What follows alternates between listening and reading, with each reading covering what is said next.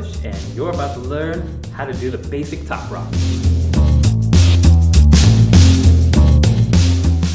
So, basic top rock. This is the most basic move and probably the first move you'll ever learn anywhere when you're gonna break. So, very simple. It's only 2 steps, okay? So first step, cross your right leg in front of your left leg, just like that, just at a nice diagonal.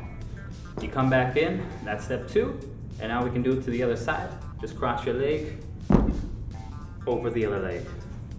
So you're just gonna cross your left leg over your right leg, okay? Right, come back in, left, cross, come back in, right, in, left, in. Now it's really basic right now. We're gonna add our hands and our hips and everything else into this. So let's add our arms. So we're gonna take our right foot and cross in front of our left. Now we take our arms, but we're just gonna let them swing open. Just nice and natural. Swing it open and cross. Swing open, cross, swing open, cross. Okay, so we're just gonna do that. Show you a little bit on the side. Okay, now let's take this to the other side. We're gonna go open, let them come in, just let your arms relax. Go to the other side, open them again. Come back to the center, relax, open, relax, open, relax, open, relax.